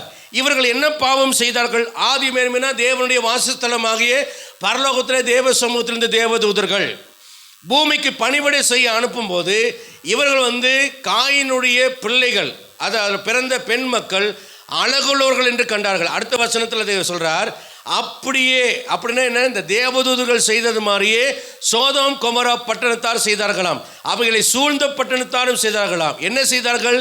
அவர்களைப் போல் விபச்சாரம் பண்ணி. எவர்களைப் போல்? இந்த தேவதூதர்களைப் போல விபச்சாரம் பண்ணி. ஏன் தேவதூதர்கள் பார்த்தீங்கன்னா கேப்ரியேல், மிகாவேல், அவன் வந்தான் போனான் அப்படின்னுலாம் நீங்கள் பார்த்தீங்கன்னா ஆண் பால் பதத்தில் எழுதப்பட்டிருக்கிறத பார்க்கலாம். அவங்கெல்லாம் மேல் கேட்டகரியில் இருக்கிறாங்க. அதனால தான் பவுல் கூட எழுதுகிறார், தேவனுடைய ஆலயத்தில் ஆராதிக்கும் போது பெண்கள் முக்காடு போடணும். அதுக்கு அநேக பெண்கள் கீழ்ப்படுகிறதே கிடையாது. முக்காடு ஒழுங்காக போட்டு உட்காருங்க. ஏனென்றால் தேவதூதர்கள் நிமித்தம் ஸ்ரீயானவள் முக்காடிட்டு கொள்ள கடவுள் என்று வேதம் சொல்லுகிறது. இஸ்லாமியர்கள் அதை கரெக்டாக கீப்பப் பண்ணுறாங்க. இதை கீப்பப் பண்ணாத சாராலை பார்த்து அவங்களுக்கு என்ன பண்ணா, 300 வெள்ளிக்காசை கொடுத்து கடிந்து கொண்டு, உன்னால் நானும் கெட்டேன், உன்னால் உன் புருஷனும் கெட்டான், உன்னால் உலகமே கெட்டு போயிடும், முக்காட்டுக்கு வச்சுக்கோன்னு 300 வெள்ளிக்காசை கொடுத்தான். ஆகவே தான் கிறிஸ்தவர்கள் ஆராதிக்கும் போது முக்காடு போட வேண்டும். இஸ்மவேலர்கள், அதாவது இஸ்லாமியர்கள், அவங்க முழுசாக பர்தாவே போட்டு உடலையே மூடிடுன்னு சொல்லி, அதுதான் முறை, உடலையே மூடுற முறை. இப்போ ஆண் விடுதலை பெண் விடுதலை என்னெல்லாம் சொல்லி நீங்கள் பேசாதீங்க. அதையெல்லாம் நான் பேச வரல. உலகத்துக்கும் வேதத்துக்கும் ஒத்தே போகாது. நீங்கள் இங்கே பெண் விடுதலையெல்லாம் பேசுனீங்கன்னா கடைசியில் நம்ம பிள்ளைங்கள்லாம் சீரழிஞ்சு போயிடுவாங்க. இப்போ இன்றைக்கி பெண் விடுதலைன்னு சொல்லி தான் அவார்ட்ஸ் நிறையா போகுது. பெண் விடுதலைன்னு பேசி தான் கூட்டிகிட்டு ஓடி போகிறான். பெண் விடுதலைன்னு சொல்லி தான் லிவிங் டுகெதராக வாழ்கிறான். வாழ்ந்துட்டு அவனுடைய நீதிபதி சொல்கிறாரு, இப்போ போன வாரம் ஜட்ஜ்மெண்ட்டில், அதிகமாக லிவிங் டுகெதரில் பாதிக்கப்படுகிறது யார் என்றால் பெண் மக்கள். ஆண் நைஸாக நழுவி விடுகிறான். ஆனால் பெண் வாழ்நாள் முழுவதும் மனசாட்சியினாலும் சமூகத்தினாலும் அவள் பாதிப்புக்குள்ளாகிறாள். அவளுடைய எதிர்காலம் கேள்விக்குறியாக்கப்படுகிறது. அவமானமும் மன உளைச்சலும் அடைகிறாள் என்று எழுதியிருக்கிறார். ஆகவே லிவிங் டுகெதராக வாழ்ந்தால், ஒரு பெண்ணோடு உறவு கொண்டால் அவன்தான் அவளுக்கு கணவன் என்ற ஒரு ஜட்ஜ்மெண்ட்டை கோர்ட்டு கொடுத்துருக்கு. அதுக்காக வேண்டி இந்த ஜட்ஜ்மெண்ட்டுக்காக அப்படிலாம் வாழ்கிறது நல்லதுன்னு நினச்சிருக்காதீங்க. உங்கள் பிள்ளைங்க ஒழுக்கமாக வாழ்கிறாங்கங்கிறத பார்க்க வேண்டிய கடமை பெற்றோராகிய உங்களுடைய கடமை. என் பிள்ளைக்கு சொல்லுவேன், அவள் கேட்குறாளோ இல்லையோ தெரியல, ஆனால் சொல்லுவேன், அடுத்தவன் பின்னால் வண்டியில் உட்காந்துட்டு என்ன செய்யாத, போகாது. பஸ்ஸுக்கு இல்லைனாலும் சரி, எதுக்கு இல்லைனாலும் சரி, எனக்கு ஃபோன் பண்ணு. நீ 100 மைல் தொலைவாக இருந்தாலும் என்னை மொண்டி அடிச்சிட்டாவது, தவழ்ந்தாவது, தள்ளாடியாவது, சிலுவி தூக்கிட்டாவது நான் என்ன பண்ணுறேன், உன்னை கூட்டிகிட்டு போகிறேன். இல்லையா, கஷ்டப்பட்டாலும் பரவாயில்ல, நடந்தாலும் பரவாயில்ல, டவுன் பஸ் ஏறினாலும் ஏறி இறங்கி வா. உன் சரீரத்தை உன் புருஷனை தவிர வேறு யாரும் தொட அளவு பண்ணாத. நான் அப்படி தான் இருந்தேன். என்னுடைய வாழ்க்கையில என் பொண்டாடி தான் என்னை தொடணும் அப்படிங்கிற ஒரு லட்சியத்தோடு நான் வாழ்ந்தேன். அதனால தான் எனக்கு இன்றைக்கி வரைக்கும் அழகு குறையாத மனைவியை கத்தர் கொடுத்துருக்கிறார். இன்றைக்கி நல்ல சாப்பாடு சமைச்சு கொடுப்பாங்கன்னு நினைக்கிறேன். வாழ்க்கையில் ஒரு குறிக்கோள் வேணும். தேவன் நமக்கு வைத்திருக்கிற அந்த மேன்மையான ஸ்தானம் என்னங்கிறத நீங்கள் புரிஞ்சுக்கிட்டீங்கன்னா, நம்முடைய வாழ்க்கையில் ஒழுக்கத்தையும் பரிசுத்தையும் நம்ம ஒரு நாளும் காம்ப்ரமைஸ்க்காக விட்டு கொடுக்க மாட்டோம். நீங்கள் மனதில் நன்றாக புரிந்து கொண்டு உங்கள் பிள்ளைகளுடைய வாழ்க்கையில் அதை பின்பற்ற உதவி செய்யுங்க. இப்போ என்ன நடந்தது, நோமாவுடைய டிஎன்ஏ தான் நல்லா இருக்கவும் கர்த்தர் என்ன பண்ண ஒரு திட்டத்தை கொடுத்தார். வேலையை செய்யி, நீயும் உன் பிள்ளைகளை உள்ளே போய்க்கோ, எல்லா ஜீவராசியும் உங்கள்கிட்ட வரும், எல்லாத்தையும் உயிரோடு காக்கணும். நான் பூமியை என்ன பண்ண போகிறேன்னா க்ளீன் பண்ண போகிறேன், சுத்திகரிப்பு செய்ய போகிறேன். நன்றாய் கவனிங்கள், பூமியை அவர் அழிக்கவில்லை, பூமியை ரீஜெனரேட் பண்ணுகிறார். என்ன பண்ணுறாரு, ரெனோவேஷன் பண்ணுகிறார், புதுப்பிக்கிறார். பூமியை புதுப்பிக்க விரும்பினார். அதுக்கு தேவன் ஆதாமின் டிஎன்ஏயை பாதுகாக்கணும். அவரே உருவாக்கின ஆதாமுடைய டிஎன்ஏ இப்போ அதை ஒரே ஒரு மனுஷங்கிட்ட தான் இருக்குது, அது நோவாக்கிட்ட. அவங்ககிட்ட கொடுத்தாரு, அவன் எல்லாத்தையும் அழகாக உருவாக்கினார். உள்ளே விட்டு கதவை சாத்திட்டாரு. உள்ளே யாருக்கு அனுமதி இல்லை. அவன் 3 பசங்க, அவன் மனைவி, அவனுடைய 3 பிள்ளைங்க போனாங்க. ஜீவராசிக்கு போச்சு, வெள்ளம் வந்துச்சு. இப்போ அந்த ராட்சசர்கள் அனைத்தும் அழிக்கப்பட்டாயிற்று. பூமியில் இருக்கிற ராட்சசர்கள், இந்த ராட்சசர்கள் தான் பூமியை தங்கள் கட்டுப்பாட்டில் வைத்திருந்தார்கள். நீங்கள் ராட்சசர்கள் இல்லை அப்படின்னு நீங்கள் நினைக்காதீங்க. பெரிய மனித காலடி தடத்தை கண்டுபிடித்திருக்கிறாங்க. ஏன்னா அந்த பெருவெள்ளத்தில் எல்லாமே அழிஞ்சு போயிடுச்சு. எங்கேயாவது அங்கொன்று இங்கொன்றுமா ஒரு காலடி தடம் இருக்கலாம், பெரிய ஸ்கல் அல்லது பெரிய எலும்பு துண்டு கிடைக்கலாம். டைனோசர் கால எலும்புக்கு அப்புறம் அந்த ராட்சசருடைய எலும்புகளும் அதில் இருக்கிறது. இதெல்லாம் விஞ்ஞானபூர்வமாக நிரூபிக்கப்பட்ட உண்மைகள். இந்த டிஎன்ஏவோடு யாரும் இருக்கக்கூடாது என்று கர்த்தர் விரும்பினார். இந்த ராட்சச சந்ததியின் மூலியமாகத்தான் உலோகங்களை எப்படி பிரிப்பது, மனிதனை எப்படி கொலை செய்வது, மனிதனை எப்படி சித்திரவதை செய்வது, ஒரு மனிதனை இன்னொரு மனிதனை எப்படி ஆள்வது, லஸ்ட்ஃபுல் லைஃப், அதாவது இச்சைகள் நிறைந்த வாழ்க்கை. ஒரு மனித இனத்தை பெருக்குவதற்காக தேவன் கொடுத்த ஒரு உறவை, சரீர உறவை எவ்வளவு அசுத்தமான அருவருப்பான இச்சைக்கேற்ற உறவுகளாக மாற்றிக்கொள்ளலாம். அதனால தான் ஆண்டவர் இயேசு சொல்றார், ஆதியிலே மனிதனை உருவாக்கினவர் ஒருவனுக்கு ஒருத்தி தான் படைத்தார். அப்புறம் எப்படி தாவீதுக்கு பல மனைவி, ஆபிரகாமுக்கு மனைவி, யாக்கோபுக்கு மனைவிகள், மனைவி என்ற நிலையிலிருந்து மனைவிகள் என்ற நிலை மாறினது என்ற போது தேவன் கொடுத்த ஒவ்வொரு ஒழுங்கையும் தாறுமாறாக்குவது தான் சாத்தானுடைய ஒரே திட்டம். அந்த திட்டத்தின் அடிப்படையில் இந்த ராட்சசர்கள் பூமியை ஆளும்போது மனிதனை சித்திரவதை செய்வதிலிருந்து மனிதனை எப்படி பலவிதமான ஆசை இச்சைகளுக்குள்ளாக அவர்களை தள்ளி அவர்களை தேவனுக்கு விரோதமான பாவிகளாக மாற்றுவது என்பதற்காகத்தான் ஒரு உலகை சாத்தான் நிர்வகித்து வந்தான். இந்த உலகத்தை தான் கர்த்தர் அழித்து பாவமில்லாத ஒரு புதிய உலகத்தை நோவாவு காலத்துக்கு அப்புறம் கர்த்தர் உருவாக்கினார். சரி பாஸ்டர், நோவா காலத்துக்கு முன்னால் இருக்கிற எல்லா டிஎன்ஏயும் அழிச்சிட்டாரு, அதுக்கப்புறம் ராட்சசர்கள் இல்லையே. ஆனால் நோவா காலத்துக்கு அப்புறமும் ராட்சசர்கள் இருந்தார்களே. இஸ்ரவேலர் புத்திரர் கானானியர்களை அழிக்கும் போது அங்கே எமோரின் குமாரர், ஏனாக்கின் குமாரர், ஓக் என்கிற ராட்சசர் இதெல்லாம் இருந்தாங்களே, அதெல்லாம் எப்படி என்று கேட்டால் அதற்கு ஒரு காரணம் இருக்கிறது. அது நம்முடைய பைபிளில் இல்லை. ஆனால் யூதர்களுடைய புஸ்தகங்களில் அது 2 விதமான புஸ்தகங்கள் இருக்கிறது. ஒன்று ஜூப்ளி புஸ்தகம் என்கிற ஒரு புஸ்தகம் இருக்கிறது. இன்னொன்று யாசேர் புஸ்தகம் என்ற புஸ்தகம் இருக்குது. இதில் இந்த விடுபட்டு போன சம்பவங்கள் எல்லாம் அந்த புஸ்தகங்களில் இருக்கிறது. அதில் அந்த புஸ்தகத்தில் சொல்லப்பட்ட ஒரு விஷயம், அந்த ஜூப்ளி புஸ்தகத்தில் என்ன சொல்லப்பட்டிருக்கிறது என்றால், நோவா ஜலப்பிரளயத்துக்கு அப்புறம் என்ன பண்ணுறாரு, அவர் திராட்சை பழத்தை பயிரிடுகிறார். அந்த திராட்சை பழத்திலிருந்து ரசத்தை பிழிந்து அதில் குடிக்கிறார். அதில் அவருக்கு போதை ஏறி அவர் படுத்திருக்கிறார். நீங்கள் வேதத்தில் நீங்கள் படிச்சிருப்பீங்க. ஆதியாகமம் 9ஆம் அதிகாரத்தில் 20 28 வரைக்கும் இருக்கிற வேத பகுதியை நீங்கள் பிரித்து படித்தீங்கன்னா அங்கே போடப்பட்டிருக்கிற ஒரு சம்பவத்தை நீங்கள் பார்ப்பீங்க. அங்கே காம் வருகிறான். இந்த காம் என்ன செய்கிறான் என்றால், தன் தகப்பனுடைய நிர்வாணத்தை பார்த்து தன் சகோதரனுக்கு அறிவித்தான் என்று சொல்லப்படுகிறது. அப்போ சேமும் யாப்பேத்தும் தங்களுடைய தகப்பனுக்கு எதிர்முகமாக வராமல் அவங்க என்ன பண்ணுறாங்க என்றால், தங்கள் தகப்பனுக்கு ஆதியாகமம் 9ஆம் அதிகாரம் 23 போடப்பட்டிருக்கிற பகுதியை படித்து பாருங்க. வஸ்திரம் விலகி படுத்து கிடந்திருக்கிறான். அப்பொழுது அவங்க எதிர்முகமாக வராமல் அவங்க தோல் மேலே போட்டு தங்கள் தகப்பனுடைய நிர்வாணத்தை 3 நாள் என்று எழுதப்பட்டிருக்கிறது. 24ஆம் வசனத்தில், நோவா திராட்சரசத்தின் வெறி தெளிந்து விழித்த போது தன் இளையகுமாரன் தனக்கு செய்ததை அறிந்து, கானான் சபிக்கப்பட்டவன் தன் சகோதரத்தில் அடிமைகளுக்கு அடிமையாக இருப்பான் என்று சொன்னான். தவறு செய்தது அப்பா. யார் என்றால் காம். காம் தான் அப்பா. அவன் தான் தகப்பனுடைய நிர்வாணத்தை பார்க்குறான். ஆனால் நோவா சபித்தது காமுடைய குமாரனாகிய கானான். நல்லா புரிஞ்சுதான் உங்களுக்கு? இதை நாங்கள் அண்டர்ஸ்டாண்ட் பண்ணிக்கணும். நீங்கள் பைபிள் படிக்கும்போது இதெல்லாம் நோட் பண்ணியிருக்க மாட்டீங்க. ஆனால் இப்போ கவனிங்க, அப்பா செஞ்ச பாவத்துக்கு என் மகனை சபிக்கிறாரு அப்படின்னா அங்கே தான் இந்த ஜூப்ளி புஸ்தகத்தையோ அல்லது இந்த ஆசிரியர் புஸ்தகத்தை நம்ம பார்க்கணும். அதில் என்ன சொல்லப்பட்டிருக்கிறது என்றால், இங்கே வேதத்தில் போட்டிருக்கிறது, தன் இளைய குமாரன் தனக்கு செய்ததை நோவா அறிந்த போது கோபம் கொள்ளுகிறான், சாபம் விடுகிறான். அவன் என்ன சாபம் பண்ணுறான்? நேராக காம சாபிக்காம அவன் பையனை சபிக்கிறான். அப்படின்னா அவனுடைய பையனுக்கும், அதாவது காமுடைய பையனுக்கும் காம் செய்த காரியத்திற்கும் ஒரு நெருங்கின தொடர்பு இருக்குது அப்படின்னு நமக்கு தெரியுது.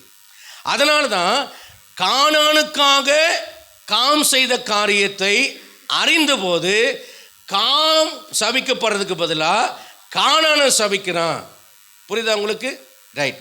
அப்போ என்ன செஞ்சான் அப்படின்னு அந்த புஸ்தகத்தில் எழுதப்பட்டிருக்குன்னா, நோவா திராட்சரசம் குடித்து போதையில் படுத்து கிடந்தபோது, மயங்கி கிடந்தபோது, இந்த காம் 2 வித பாவங்களை செய்ததாக 2 தரப்பு சொல்லுறாங்க. ஒன்று, இவன் ஒரு கத்தியை எடுத்துகிட்டு போய் நோவா இன்னொரு குழந்தையை பெற்றுவிடக்கூடாது. ஏனென்றால் ஒரிஜினல் டிஎன்ஏ யார்?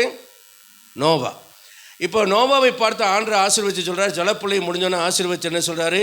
நீங்கள் பழுகி பெருகி விருத்தியாகி பூமியை, யாரை சொல்கிறாரு? 3 பசங்களையும் நோவாவையும் சொல்கிறாரு. இப்போ நோவா கிட்டேருந்து டைரெக்டாக ஒரு தேவ பக்தியுள்ள சந்ததி வெளிப்பட தேவன் என்ன செய்கிறாரு? நோவாவுக்கு ஒரு ஆசீர்வாதத்தை கொடுக்குறார். ஆனால் இந்த காம் என்ன செய்கிறான்? நோவா மூலியமாக இனிமேல் ஒரு தேவகுமாரன் உலகத்தில் பிறக்க கூடாது. இப்போ அவன் என்ன பண்ணான்? கத்தி எடுத்து தன் தகப்பனுடைய ரீப்ரொடியூஸ் சிஸ்டத்தை அவன் டெஸ்ட்ராய் பண்ணிடுறான். இதை நான் விளக்க சொல்ல விரும்பல, உங்களுக்கு புரியும்னு நினைக்கிறேன். குடும்ப கட்டுப்பாடு ஆப்ரேஷன் பண்ணுற மாதிரி செய்து விடுறான். அந்நாட்களிலே மிருகங்களுக்கு செய்வாங்க, அந்த அனுபவம் இருக்கும். அதையே அவன் தன் தகப்பனுக்கு செய்து விடுகிறான். ஆகவே தான் வஸ்திரம் விலகி போகிறார். 2வது இன்னொரு பாத பண்டியில் சொல்கிறாங்க, இன்னொரு காரியத்தை செய்ததாக அவன் தன் தகப்பனுடைய தவறான ஒரு உறவை ஏற்படுத்தி அதன் மூலியமாக தகப்பனுடைய வித்தை எடுத்தான் என்று சொல்கிறாங்க.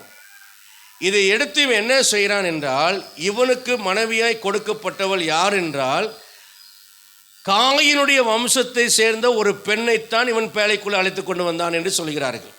நம்முடைய பைபிள் இது ஆதாரம் இல்லை, இதெல்லாம் இந்த ஜூப்ளி புஸ்தகத்திலையும் யாசேர் புஸ்தகத்தில் இருக்குது. அதனால் நீங்கள் அதையும் நான் உங்களுக்கு நோட் பண்ணி கொடுக்குறேன். கருதுகிறார்கள் வேத வல்லுநர்கள். ஒரு சாரார் இப்படி கருதுகிறாங்க. இன்னொரு சாரார் என்ன செய்கிறாங்கன்னா, இவன் தகப்பனுடைய ரீப்ரொடியூஸ் சிஸ்டத்தையும் டெஸ்ட்ராய் பண்ணுனா, தகப்பனுடைய டிஎன்ஏ வித்தையும் இவன் எடுத்தான். அதன் மூலியமாக இப்போ எப்படி ஃபெர்டிலைஸ் சென்டர்ஸ் இருக்கிறதோ, அங்கே குழந்தைகளை செயற்கை கருத்தரிப்பு செய்கிறார்களோ, அதே மெத்தடில் இவன் தன் மனைவியினிடத்தில் கொண்டு போய் தன் தகப்பனுடைய வித்தின் மூலியமாக ஒரு வித்தை பெற்றெடுக்க முயற்சித்தான். அதில் பிறந்தவன் தான் கானான் என்று சொல்கிறார். இப்போ இந்த கானானையும் கொண்டு பூமியை ஆள வேண்டும். நோவா பிரதானமானவராக இருக்கிறார். இப்போ நோவாவை அவன் என்ன பண்ணுறான்? டெஸ்ட்ராய் பண்ணிடுறான். நோவாவை செயலிழக்க செய்து விடுகிறான். இப்போ இந்த பூமியை ஆள்வதற்காக ஒரு வித்தை அவன் உருவாக்குகிறான் செயற்கையாக. அந்த வித்து யாராக இருக்க வேண்டும் என்றால் தன்னுடைய பெயரை தாங்கிற ஒருவனாக இருக்க வேண்டும் என்று விரும்புகிறான். அதுக்கு தன் தகப்பனுடைய டிஎன்ஏயை பயன்படுத்துகிறான் என்று சொல்கிறார்கள். அதன் மூலியமாக காயினுடைய வம்சாவளியை சேர்ந்த பெண்ணை தனக்கு மனைவியாக தெரிந்து கொண்டு வந்திருந்தான். அந்த பெண் மூலியமாக அவள் ராட்சச டிஎன்ஏயை கொண்டவளாக இருந்தால், இப்போ இந்த டிஎன்ஏவை இணைத்து இவன் என்ன செய்கிறான் என்றால் மீண்டும் ஒரு ராட்சச சந்ததி பெறுவதற்கு காரணமாக இவன் காணப்பட்டான்.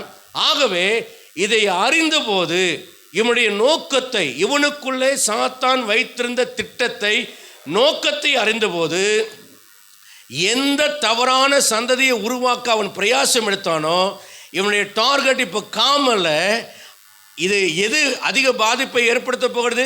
இப்போ ஒரு தீவிரவாதி அணுகுண்டை கொண்டு போகிறான் என்றால் அமெரிக்கா அந்த தீவிரவாதியை டார்கெட் பண்ணாது, அந்த அணுகுண்டை டார்கெட் பண்ணும். ஏன்னா அதுதான் சேதத்தை ஏற்படுத்துகிறது.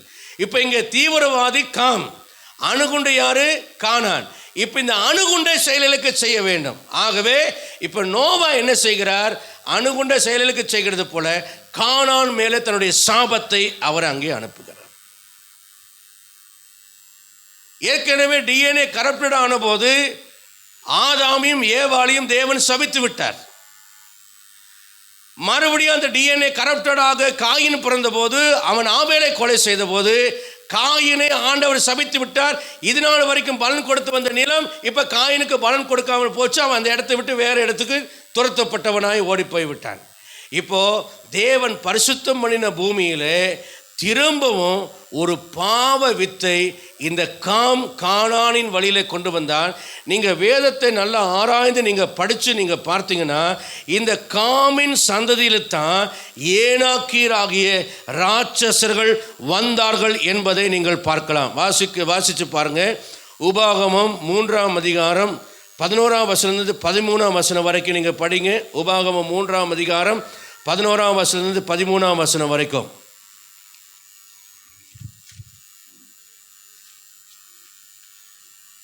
மீந்திருந்த ராட்சசரில் பாசானின் ராஜா வகை ஓக் என்பவன் மாத்திரம் தப்பியிருந்தான். இரும்பினால் செய்த அவனுடைய கட்டில் மனித கைமுளத்தின்படி 9 அடி 9 முழ நீளமும் 4 முழ அகலமாய் இருந்தது. அம்மோன் புத்திரர் அப்பா பட்டணத்தில் அது இருக்கிறது அல்லவா என்று அங்கே எழுதப்பட்டிருக்கிறது.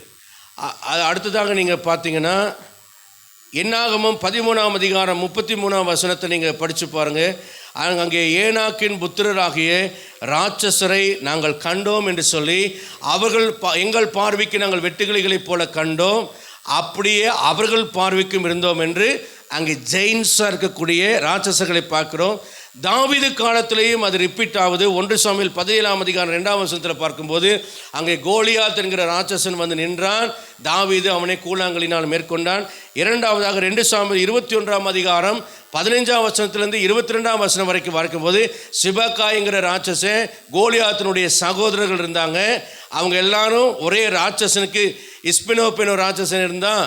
அவன் 300 சேக்கல் நிறையான ஈட்டியை பிடிக்கிறவனாக இருந்தான். அப்புறம் சிபக்கா என்கிற ஒரு ராட்சசன் இருந்தான். இவங்கள்லாம் ஒரே ராட்சசனுக்கு பிறந்த குமாரராக இருந்தார்கள். இவரெல்லாம் தாவீதின் கையினாலும் அவனுடைய சேவகர் கையினாலும் விழுந்தார்கள் என்று எழுதப்பட்டிருக்கிறது. ஏன் தேவன் கானானியரை அழித்தார்? அங்கே கானான் இருக்கக்கூடிய அத்தனை ஜாதிகளும் கானான் என்கிற ஒரு தனி மனிதன் மூலியமாக வந்தவைகள். இந்த கானானுக்குள்ள இந்த டிஎன்ஏ என்ன? ராட்சச சந்ததியை பெற்றிருக்கிற டிஎன்ஏ, அதாவது பிசாசினுடைய டிஎன்ஏ உடையவர்களாக இருந்தார்கள். ஆகவே தான் தேவன் அதுக்கப்புறம் பாருங்க, நோவாவுக்கு அப்புறம் பாருங்க, கர்த்தர் என்ன பண்றார்? நோவாவின் சந்ததியில் யாரை தெரிந்து கொள்கிறார் என்றார்? கர்த்தர் ஆபிரகாமை தெரிந்து கொள்கிறார். ஆபிரகாமுக்கு இஸ்மவேல் பிறக்கிறான். ஆனால் தேவ திட்டத்தில் அவன் இல்லை. ஏன்னா அவன் அம்மா வேற, அதனால அவனை ரிஜெக்ட் பண்றார் ஆண்டவர். இப்போ ஈசாக்கு தான், சாராள் மூலியமாக ஈசாக்கு தான் வருகிறார். ஏன் தன் இனத்தில் போய் பெண் எடுக்க சொல்றார் என்றால், அந்த ஆரோனுடைய குமாரர், அதாவது ஊரின் கல்தேயர் பட்டணத்தில் ஆபிரகாமுடைய அப்பா வழியில் வந்த அந்த குடும்பத்துக்குள்ளே தான் பெண் எடுக்கணும். ஏன்னா அங்கே தான் கரெக்டான டிஎன்ஏ இருக்குன்னு தான் அந்த சொந்த குடும்பத்துக்குள்ளே பெண் எடுக்க வைக்கிறார். அதனால தான் வேறு எங்கேயுமே பெண் எடுக்கலை. அதனால தான் ஏசா வேறு இடங்களில் பெண் எடுத்த பொழுது டிஎன்ஏ சேஞ்ச் ஆயிடுச்சு. கானான் குமார்த்திகளில் பெண் எடுத்ததுனால ஏத்தின் புத்திர நிமித்தம் என் உயிர் வெறுப்பாக இருக்கிறது என்று ரெபேக்கா சொல்லி அவனை ரிஜெக்ட் பண்ணுறார் ஆண்டவர். அவன் வேசிக்கல்லனாக இருந்தான். அவனுடைய டிஎன்ஏ பாருங்க, ஒழுங்கினமானவன். சாப்பிட்றதுல ஒழுக்கம் இல்லை, வாழ்க்கையில் ஒழுக்கம் இல்லை, போகிற இடத்துல எல்லாம் வேசித்தனம் பண்ணிட்டு வருவான். இப்போ பார்வைக்கு ஏற்றபடி தேவ திட்டத்தை அறியாமல் தன் தகப்பனை போல காத்திருக்காமல் அவனுக்கு பிடிச்ச பெண்களை எல்லாம் வீட்டுக்கு அழைச்சிட்டு கொண்டு வந்துட்டான். இப்போ ஆண்டு அவனை ரிஜெக்ட் பண்ணுறாரு. ஆனால் குணசாலியாய் கூடாரவாசியாய் ஆதாமுடைய டிஎன்ஏ, அப்படியே நோவாவுடைய டிஎன்ஏ, அப்படியே ஆபிரகாமுடைய டிஎன்ஏ, அப்படியே ஈசாக்குடைய டிஎன்ஏ அப்படியே சுமந்து கொள்கிற யாக்கோபை தேவன் தெரிந்து கொள்கிறார். யாக்கோபையும் அவங்க சொந்த வீட்டிலேயே பெண் எடுக்க வைக்கிறார். அவங்க மூலிமா 12 குமாரர் பிறக்கிறாங்க. அந்த குமாரர்களைத்தான் கோத்திரப்பிதாக்களாய் தெரிந்து கொள்கிறார். இப்போ இந்த சந்ததியும் கரப்டடாகி போனது. யாரு? இஸ்ரவேல் சந்ததியும் கரப்டடாகி போனது. அப்போ தான் அவர் என்ன பண்ணுறார்? யோசேப்பையும் மரியாளையும் தெரிந்து கொள்கிறார். இப்போ மரியாள் ஸ்திரீயின் வித்தாக பரிசுத்தாவினாலே தேவகுமாரனை பெற்றெடுக்கிறாள். ரட்சிப்பின் திட்டம், மீட்பின் திட்டத்தை தேவகுமாரனாம் இயேசு கிறிஸ்து மூலியமாக இந்த பூமியிலே தேவன் நிறைவேற்றி உங்களுக்கும் எனக்கும் ரட்சிப்பை கொடுத்திருக்கிறார். இப்போ நீங்களும் நானும் யார் என்றால் நாம் தேவனுடைய சந்ததியாக இருக்கிறோம். இப்போ உங்களுக்கு முன்னால் இருக்கிற சவால் என்னன்னா, நீங்கள் காயினை போல சந்ததியாக இருக்க விரும்புகிறீர்களா, அல்லது ஆதாம், அந்த டிஎன்ஏ சுமந்த நோவா, அந்த டிஎன்ஏ சுமந்து வந்த ஆபிரகாம், அந்த டிஎன்ஏ சுமந்து வந்த கோத்திரப்பிதாக்கள், அந்த சந்ததியில் இருந்து டிஎன்ஏ சுமந்த மரியாள் இடத்திலிருந்து வெளிப்பட்ட ஸ்ரீயின் வித்தாகிய வாக்குத்தத்தத்தின் புருஷனும் நம்முடைய இரட்சகரும் மாபெரும் தேவனுமாய் மரணத்தையும் பாவத்தையும் பாதாளத்தையும் பிசாசியும் அழித்து போட்ட தேவகுமாரனா இயேசு கிறிஸ்துவின் சந்ததியாக இருக்கிறோமா என்பது. இப்ப பாருங்க, தேவன் நித்தியமே வாழ்றதுக்கு இந்த பூமியை படைத்தார். ஆனால் இங்கே பாவம் இதை கெடுத்து போட்டது. சுத்திகரித்து பார்த்தார், சுத்தமாகலை. அந்த ஜனத்தை அழித்து பார்த்தார், ஆனாலும் டிஎன்ஏ மாறலை. இப்போ கர்த்தர் என்ன பண்ணினார்னா, பாவம் போக்கும் பழியாக தன் குமாரனையே அனுப்பி சுத்திகரித்து இன்றைக்கு சபைகளை கர்த்தர் வைத்து நம்ம இந்த சத்தியத்தை போதித்து இப்போ நமக்காக இந்த பூமியை அவர் திரும்பவும் ஆயத்தப்படுத்த போகிறதில்லை.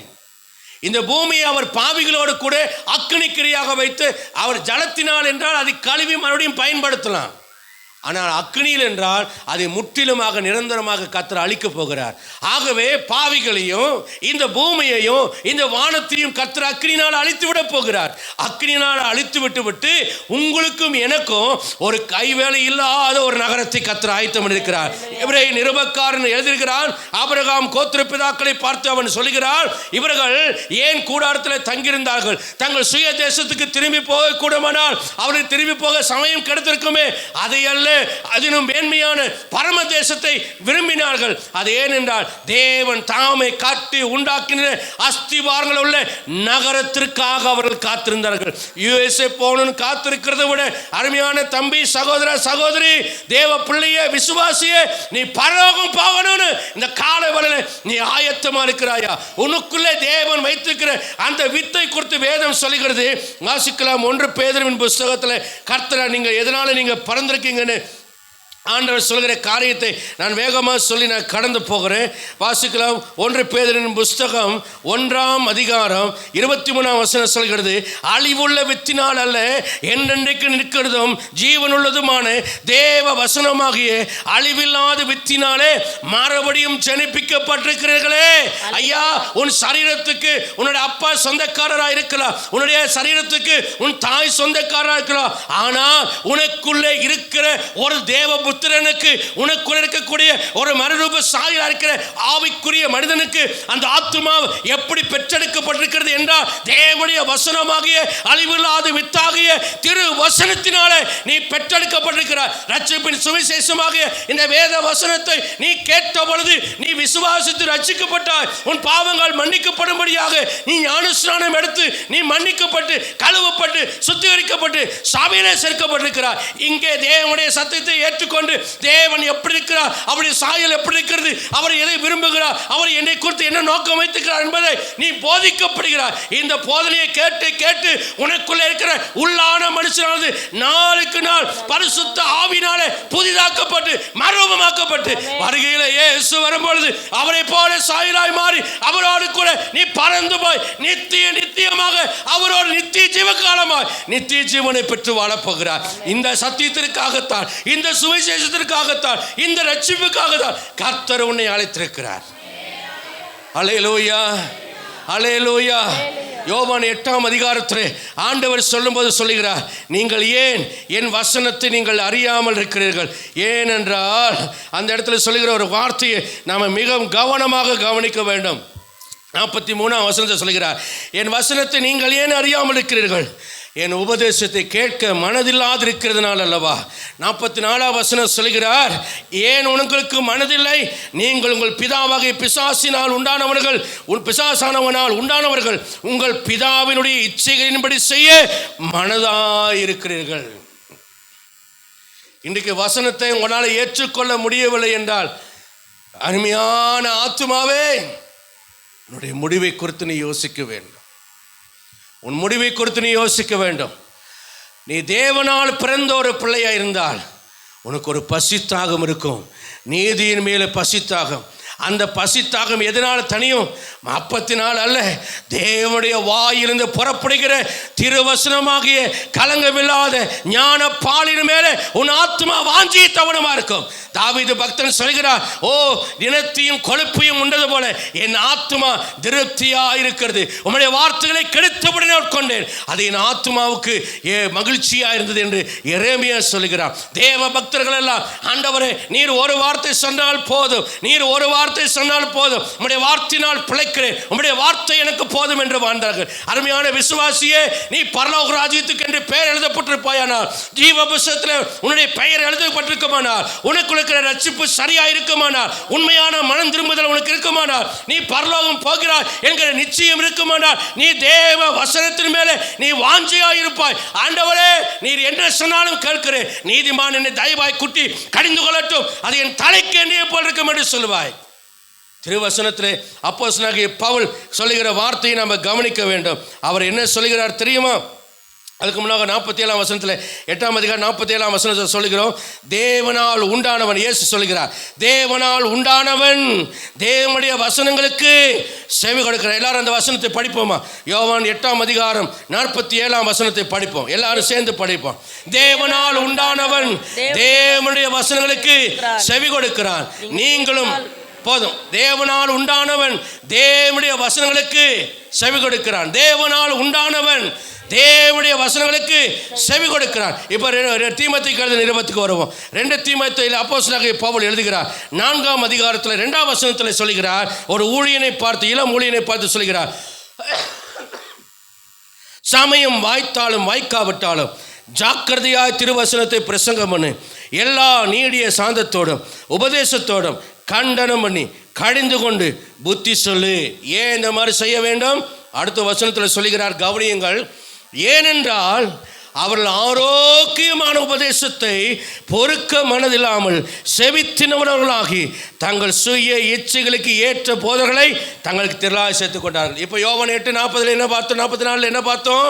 நீங்கள் உங்கள் பிதாவாகிய பிசாசினால் உண்டானவர்கள், அவனுடைய இச்சையின்படி செய்ய இருக்கிறீர்கள். யாருக்கு விபச்சார ஆசை இருக்கிறதோ, யாருக்கு சினிமா பார்க்க ஆசை இருக்கிறதோ, யாருக்கு பொருள் ஆசை இருக்கிறதோ, யாருக்கு உலக மோகம் இருக்கிறதோ, யாருக்கு மாம்ச இச்சைகள் இருக்கிறதோ, யாருக்கு கண்களின் இச்சை இருக்கிறதோ, யாருக்கு பெருமை இருக்கிறதோ, யார் பிசாசின் குணநலன்களை உடையவர்களாக இருக்கிறார்களோ அவர்கள் இச்சையுள்ளவர்களாக இருப்பார்கள். அவர்கள் எதை தேடுவார்கள்? என்னை போன்ற பிரசங்கிமாருடைய பிரசங்கத்தை கேட்க விரும்ப மாட்டார்கள், இது போன்ற சபைக்கு வர விரும்ப மாட்டார்கள், சத்தியத்தை கேட்க விரும்ப மாட்டார்கள். இப்படிப்பட்ட வசனங்கள் அவரை திட்டுவதை போல இருக்கும், பயமுறுத்துவதை போல இருக்கும், அவர்களுக்கு பயமாக இருக்கும். ஆகவே இதை விட்டு எப்பொழுது ஓடலாம் என்று இருப்பார்கள். அவர்கள் சொல்லுவார்கள், ஏன் அந்த பாஸ்டர்கிட்ட போனா அன்பா பேசுவார், என்னை புகழ்ந்து பேசுவார். சிஸ்டர் நீங்கள் நல்ல கலராக இருக்கீங்க சிஸ்டர், இந்த சேரீயில் சம்சமாக இருக்கீங்கன்னு சொன்னால், அப்படியா பாஸ்டர், ஐயோ சந்தோஷம் பாஸ்டர், அப்படிங்கிற பாஸ்டர்ஸ் தான் என்னுடைய இச்சைக்கு ஏற்றவனமா எந்த போதகர் பேசுகிறாரோ. அருமையான பிரதர் வெளிநாட்டிலேருந்து வந்திருக்கிறார், இவர் பார்த்தீங்கன்னா எம்முடைய சபையில் எவனமாக அவர் அவ்வளோ பெரியவர், அவ்வளோ சிறியவர், அவ்வளோ சிறந்தவர், அவ்வளோ அப்படின்னு சொல்கிறேன். அப்படி சொன்னால் அங்கே உட்காந்துட்டு சேரில் உட்காந்துட்டு அப்படியே பெருமையாக இப்படி 4 பேரை பார்ப்பதற்கு சந்தோஷமாக இருக்கும். இச்சைக்கு ஏற்ற பிரசங்கத்தை பண்ணுகிற போதகர்களை ஒருவர் அல்ல, 500 ரூபாய் கொடுத்து ஒரு 2 பேர், 1000 ரூபாய் காணிக்க கொடுத்து ஒரு 4 பேர், 10,000 ரூபாய் கொடுத்து 2 பேர், பெரிய பிரசங்கியாராக கோட்டையை கட்டி வைத்திருக்கிறவர்கள் இருக்கிறார்கள், கோபுரங்களை கட்டி வைத்திருக்கிறவர்கள் இருக்கிறார்கள், தோட்டங்களை உருவாக்கி வைத்திருக்கிறார்கள். இவர்களுடைய ஃபாலோவர் என்று சொல்லி நான் கல்யாணத்துக்கு கூப்பிட்டால் அவர் வருவார், நான் ஃபோன் பண்ணினால் அவர் எடுப்பார். எனக்கு எந்த ஜெபம் என்றால் உடனே நான் கோட்டைக்கு பண்ணுவேன், உடனே நான் கோபுரத்துக்கு பண்ணுவேன், உடனே தோட்டத்துக்கு பண்ணுவேன் என்று சொல்லி அவர்களை முகவரியாக வைத்துக்கொண்டு தங்களுக்கு திரளாய் சேர்த்துக்கொண்டு 1 லட்சம் ரூபாய் காணிக்கை கொடுத்து கொண்டு நான் இன்னாருடைய ஒரு நெருக்கமான ஆள் என்று சொல்வதில் பெருமை கொள்கிற விசுவாசிகள் இருக்கிறார்கள். ஐயா, தோட்டம் நெருக்கமாக இருக்கலாம், கோபுரம் நெருக்கமாக இருக்கலாம், கோட்டை நெருக்கமாக இருக்கலாம், ஆனால் இயேசு உனக்கு நெருக்கமாக இல்லாவிட்டால் உன்னுடைய முடிவு ஐயோ, உன்னுடைய முடிவு ஐயோ. நீ இயேசுவுக்கு நெருக்கமாக போகல, இயேசுவுக்கு ஊழியம் செய்கிற ஊழியக்காரங்க நேரமா போல 10 பாஸ்டருக்கு உன்னை தெரியலாம், அல்லது 10,000 பாஸ்டர் உனக்கு தெரியலாம். ஆனா இயேசு உன்னை அறிந்திருக்கிறாரா? ஆண்டவர் சொல்கிறார், அக்கிரம செய்கைக்காரரே என்னை விட்டு அகன்று போ, நான் உங்களை அறியேன் என்று சொன்னார். இயேசுவுக்கு உங்களை தெரியவில்லை என்றால் உன் முடிவு எங்கே போக போகிறது? உன் ஆத்துமா எங்கே போக போகிறது? உன்னுடைய மரணமே மரணத்தின் நாளிலே நீ என்ன சொல்ல போகிறாய் ஆண்டவரிடத்தில்? நித்திய ஜீவன் பெறுவோம் என்று மார்தட்டி கொள்வதை விட நித்திய ஜீவன் பெறும்படியான தகுதியோடு இருக்கிறாயா என்பதை நீ கவனித்து பார்க்க வேண்டும். இந்த காலவெளியில் அவசியமாக இருக்கிறது. நோவா இதைத்தான் சொன்னான், நோவாவை அழிக்க தேடினான். இப்படி என்னை போல பிரசங்கம் பண்ணுகிற ஊழியர்களுக்குத்தான் தசம பாகம் தர மாட்டார்கள். காணிக்க தராவட்ட காணிக்க பிரசங்கி யாரும் நான் அல்ல, தசம பாகத்தை எதிர்பார்க்கிற பிரசங்கி யாரும் அல்ல, பொருளாதாரத்தை சேர்த்து வைக்கணுங்கிற பிரசங்கி யாரும் அல்ல, சொத்து சொகத்துக்காக ஆசைப்பட்டு வந்த ஊழியனும் அல்ல. இல்லாவிட்டால் 17 வயதில் உலகத்தில் அனுபவிக்க எத்தனையோ காரியங்கள் எனக்கு இருந்த பொழுது அதையெல்லாம் அனுபவிக்காம பசியும் பட்டினிலையும் அவமானத்திலும் நிந்தையிலையும் வறுமையிலும் ஏழை வாழைன்னு பார்க்காம பிச்சைக்காரனை போல தருத்திரனாக இந்த ஊழியத்தை நான் செய்ய வேண்டிய அவசியம் இல்லை. இன்றைக்கும் எனக்கு ஒன்றுமில்லை, இன்றைக்கும் எனக்கு ஒன்றுமில்லை. நான் மரித்தால் எனக்கு பரலோகம் உண்டு என்ற ஒரு நம்பிக்கை தவிர வேறு எந்த நம்பிக்கையும் எனக்கு இல்லை. என் அருமையான கர்த்தருடைய பிள்ளையே, நீ உன் முடிவை எங்கே கழிக்கப் போகிறாய்? உன் நித்தியத்தை எங்கே கழிக்கப் போகிறாய்? பிசாசு தனக்கான ஒரு சந்ததியை உருவாக்க விரும்புகிறான். தேவனோ அவர் தமது சந்ததியை கண்டு நீடித்து நாள இருப்பார் என்று ஏசாயா 53 சொல்கிறது போல நீ தேவனுடைய சந்ததியாக இருக்கும்படி உன்னை தேடுகிறார். ஆகவேதான் என் அன்புக்குரியவர்களே, யோவான் எழுதுகிறார், கண்களின் நிச்சயோ மாம்சத்தின் நிச்சயம் ஜீவனத்தின் பெருமையெல்லாம் இவைகள் தேவனால் உண்டானவைகள் அல்ல, இவைகள் எல்லாம் உலகத்தால் உண்டானவைகள். அருமையான சகோதரனே சகோதரியே, உன் அலங்காரம் தேவனுக்குரியதா இருக்கிறதா உலகத்துக்குரியதா இருக்கிறதா? உன்னுடைய நகைகளும் ஆடைகளும் தேவனுக்குரியதா இருக்கிறதா உலகத்துக்குரியதா இருக்கிறதா? உன்னுடைய பேச்சும் உன்னுடைய வாழ்க்கை முறையும் தேவனை பிரியப்படுத்துகிறதா இருக்கிறதா அல்லது பிசாசை பிரியப்படுத்துகிறதா இருக்கிறதா? ஈவன் நீ புசிக்கிற ஆகாரம் கூட தேவனுக்கு பிரியமாக மகிமையாய் வாழ்வதற்கு அதை புசிக்கிறாயா அல்லது பிசாசுக்கு பிரியமான பாவ இச்சைகளை நிறைவேற்றும்படியாக புசிக்கிறாயா என்பதை சிந்தித்து பார்க்கணும். அப்போஸ்தலனாகிய பவுல் சொல்கிறார், எல்லாவற்றையும் அனுபவிக்க எனக்கு அதிகாரம் உண்டு, ஆனால் எல்லாம் தகுதியாயிராது. எல்லாவற்றையும் அனுபவிக்க எனக்கு அதிகாரம் உண்டு, ஆனால் எல்லாம் பக்தி விருத்தியை உண்டு பண்ணாது. நீ செய்கிற ஒவ்வொரு காரியமும் பக்தி விருத்தி உண்டு பண்ண வேண்டும். எதற்காக அந்த பக்தி விருத்தி? என்னை இயேசுவின் சாயலாக மாற்றுவதற்காக, இயேசுவை போல நான் மாறுவதற்காக, நான் நித்திய ராஜ்யத்தை அடைவதற்காக, அந்த பந்தய பொருளை நான் இழந்து போகாதபடிக்கு எல்லாவற்றிலும் இச்சை அடக்கமாக இருந்து என்னுடைய ஓட்டத்தை பொறுமையோடு ஓடி முடிப்பதற்காக ஆண்டவர் இந்த காலை வேளையிலே பரிசுத்த ஆவியானவர் உன்னை அறைக்கூவி அழைக்கிறார். அருமையான சகோதரி, அருமையான சகோதரனே, உன்னை அறைக்கூவி அழைக்கிறார். உன்னுடைய இச்சைகளை விட்டு வெளியே வா, உன்னுடைய பாவங்களை விட்டு வெளியே வா, உலக மோகங்களை விட்டு வெளியே. பாஸ்டர், நான் விபச்சாரம் செய்வதில்லை, எனக்கு தெரியும் நீ விபச்சாரம் செய்யவில்லை, ஆனால் உனக்குள்ளே பொருளாசை இருக்கிறது அல்லவா? பாஸ்டர், எனக்கு பொருளாசை இல்லை, ஆனால் உனக்குள்ளே பெருமை இருக்கிறது அல்லவா? பாஸ்டர், எனக்குள்ளே பெருமை இல்லை, ஆனால் உனக்குள்ளே உலக வேஷம் இருக்கிறது அல்லவா? பாஸ்டர், எனக்கு உலக வேஷம் இல்லை, ஆனால் உன்னுடைய ஜெப தியானங்களில் நீ குறைவாய் காணப்படுகிறாயே, தேவ சமூகத்தில் நீ நேரத்தை செலவழிப்பது இல்லையே. அன்பான தேவனுடைய பிள்ளையே, ஆண்டவரே நான் என்ன செய்ய சித்தமாக இருக்கிறேன் என்று கேளுங்கள். அப்போஸ்தலனாகிய பவுல் கேட்டார், தேவனே, ஆண்டவரே நான் என்ன செய்ய சித்தமாக இருக்கிறேன்? ஆண்டவர் தம்முடைய சித்தத்தை வெளிப்படுத்தினார். ரோமர் 12 சொல்கிறது போல, நீங்கள் இப்பிரபஞ்சத்துக்கு ஒத்த வேஷம் தெரியாமல் தேவனுடைய நன்மையும் பிரியமும் பரிபூர்ணமான சித்தம் என்னதென்று பகுத்தறியத்தக்கதாக உங்கள் மனம் புதிதாகிறதுனாலே மறுரூபமாகுங்கள் என்று சொல்லப்படுகிறது. எதையா தேவனுடைய சித்தம்? தேவனுக்கு பிரியமான ஒரு வாழ்க்கை செய்து நான் மறுரூபமாக வேண்டும் என்பதே தேவனுடைய சித்தம்.